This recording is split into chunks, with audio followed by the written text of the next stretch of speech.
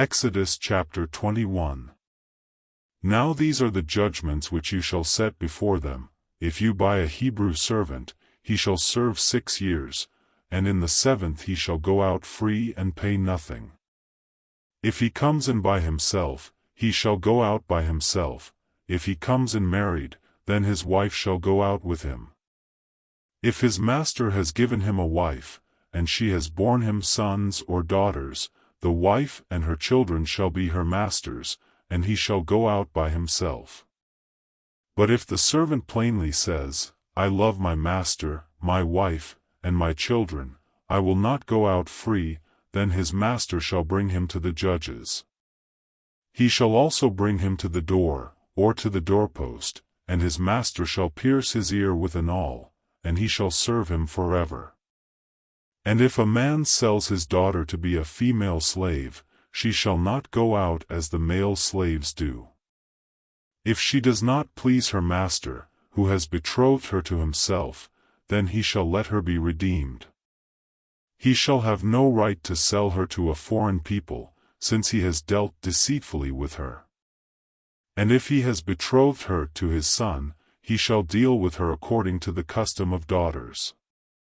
If he takes another wife, he shall not diminish her food, her clothing, and her marriage rights.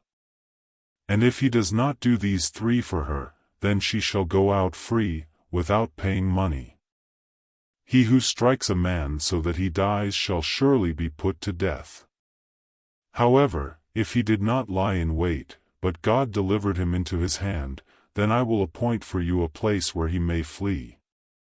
But if a man acts with premeditation against his neighbor, to kill him by treachery, you shall take him from my altar, that he may die.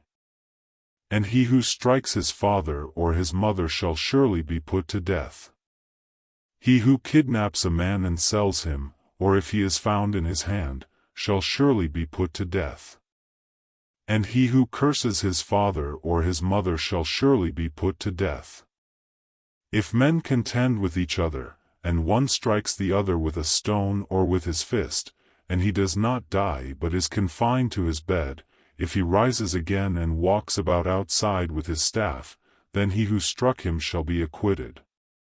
He shall only pay for the loss of his time, and shall provide for him to be thoroughly healed. And if a man beats his male or female servant with a rod, so that he dies under his hand, he shall surely be punished. Notwithstanding, if he remains alive a day or 2, he shall not be punished, for he is his property. If men fight, and hurt a woman with child, so that she gives birth prematurely, yet no harm follows, he shall surely be punished accordingly as the woman's husband imposes on him, and he shall pay as the judges determine. But if any harm follows, then you shall give life for life, eye for eye, tooth for tooth, hand for hand, foot for foot, burn for burn, wound for wound, stripe for stripe. If a man strikes the eye of his male or female servant, and destroys it, he shall let him go free for the sake of his eye. And if he knocks out the tooth of his male or female servant, he shall let him go free for the sake of his tooth. If an ox gores a man or a woman to death, then the ox shall surely be stoned, and its flesh shall not be eaten, but the owner of the ox shall be acquitted. But if the ox tended to thrust with its horn in times past, and it has been made known to his owner, and he has not kept it confined, so that it has killed a man or a woman, the ox shall be stoned and its owner also shall be put to death. If there is imposed on him a sum of money, then he shall pay to redeem his life, whatever is imposed on him. Whether it has gored a son or gored a daughter, according to this judgment it shall be done to him. If the ox gores a male or female servant, he shall give to their master 30 shekels of silver, and the ox shall be stoned.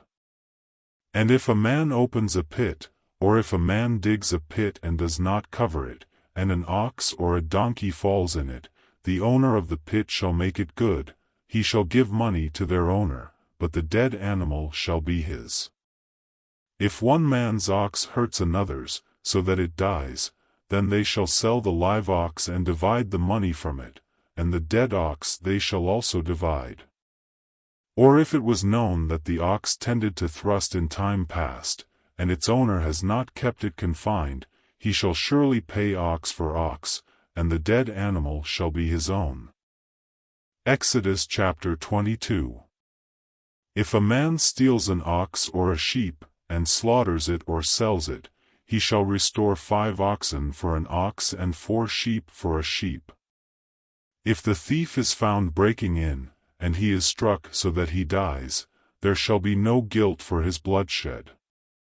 If the sun has risen on him, there shall be guilt for his bloodshed.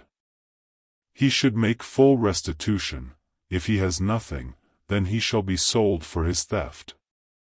If the theft is certainly found alive in his hand, whether it is an ox or donkey or sheep, he shall restore double. If a man causes a field or vineyard to be grazed, and lets loose his animal, and it feeds in another man's field, he shall make restitution from the best of his own field and the best of his own vineyard. If fire breaks out and catches in thorns, so that stacked grain, standing grain, or the field is consumed, he who kindled the fire shall surely make restitution. If a man delivers to his neighbor money or articles to keep, and it is stolen out of the man's house, if the thief is found, he shall pay double. If the thief is not found, then the master of the house shall be brought to the judges to see whether he has put his hand into his neighbor's goods. For any kind of trespass, whether it concerns an ox, a donkey, a sheep, or clothing, or for any kind of lost thing which another claims to be his, the cause of both parties shall come before the judges, and whomever the judges condemn shall pay double to his neighbor. If a man delivers to his neighbor a donkey, an ox, a sheep, or any animal to keep, and it dies, is hurt, or driven away, no one seeing it, then an oath of the Lord shall be between them both, that he has not put his hand into his neighbor's goods, and the owner of it shall accept that, and he shall not make it good. But if, in fact, it is stolen from him, he shall make restitution to the owner of it. If it is torn to pieces by a beast, then he shall bring it as evidence, and he shall not make good what was torn. And if a man borrows anything from his neighbor, and it becomes injured or dies, the owner of it not being with it, he shall surely make it good. If its owner was with it, he shall not make it good. If it was hired, it came for its hire. If a man entices a virgin who is not betrothed, and lies with her, he shall surely pay the bride price for her to be his wife. If her father utterly refuses to give her to him, he shall pay money according to the bride price of virgins. You shall not permit a sorceress to live. Whoever lies with an animal shall surely be put to death. He who sacrifices to any god, except to the Lord only, he shall be utterly destroyed. You shall neither mistreat a stranger nor oppress him, for you were strangers in the land of Egypt. You shall not afflict any widow or fatherless child. If you afflict them in any way, and they cry at all to me, I will surely hear their cry, and my wrath will become hot, and I will kill you with the sword. Your wives shall be widows, and your children fatherless. If you lend money to any of my people who are poor among you, you shall not be like a moneylender to him, you shall not charge him interest. If you ever take your neighbor's garment as a pledge, you shall return it to him before the sun goes down. For that is his only covering, it is his garment for his skin. What will he sleep in? And it will be that when he cries to me, I will hear, for I am gracious. You shall not revile God, nor curse a ruler of your people. You shall not delay to offer the first of your ripe produce and your juices. The firstborn of your sons you shall give to me. Likewise you shall do with your oxen and your sheep. It shall be with its mother 7 days, on the 8th day you shall give it to me. And you shall be holy men to me, you shall not eat meat torn by beasts in the field, you shall throw it to the dogs. Mark 2 verses 18 to 27. The disciples of John and of the Pharisees were fasting. Then they came and said to him, Why do the disciples of John and of the Pharisees fast, but your disciples do not fast? And Jesus said to them, Can the friends of the bridegroom fast while the bridegroom is with them? As long as they have the bridegroom with them they cannot fast. But the days will come when the bridegroom will be taken away from them, and then they will fast in those days. No one sews a piece of unshrunk cloth on an old garment, or else the new piece pulls away from the old, and the tear is made worse. And no one puts new wine into old wineskins, or else the new wine bursts the wineskins, the wine is spilled, and the wineskins are ruined. But new wine must be put into new wineskins. Now it happened that he went through the grain fields on the Sabbath, and as they went his disciples began to pluck the heads of grain. And the Pharisees said to him, Look, why do they do what is not lawful on the Sabbath? But he said to them, Have you never read what David did when he was in need and hungry, he and those with him, how he went into the house of God in the days of Abiathar the high priest, and ate the showbread, which is not lawful to eat except for the priests, and also gave some to those who were with him? And he said to them, The Sabbath was made for man, and not man for the Sabbath. Mark 3 verses 1 to 30. And he entered the synagogue again, and a man was there who had a withered hand. So they watched him closely, whether he would heal him on the Sabbath, so that they might accuse him. And he said to the man who had the withered hand, Step forward. Then he said to them, Is it lawful on the Sabbath to do good or to do evil, to save life or to kill? But they kept silent. And when he had looked around at them with anger, being grieved by the hardness of their hearts, he said to the man, Stretch out your hand. And he stretched it out, and his hand was restored as whole as the other. Then the Pharisees went out and immediately plotted with the Herodians against him, how they might destroy him. But Jesus withdrew with his disciples to the sea. And a great multitude from Galilee followed him, and from Judea and Jerusalem and Idumea and beyond the Jordan, and those from Tyre and Sidon, a great multitude, when they heard how many things he was doing, came to him. So he told his disciples that a small boat should be kept ready for him because of the multitude, lest they should crush him. For he healed many, so that as many as had afflictions pressed about him to touch him. And the unclean spirits, whenever they saw him, fell down before him and cried out, saying, You are the Son of God. But he sternly warned them that they should not make him known. And he went up on the mountain and called to him those he himself wanted. And they came to him.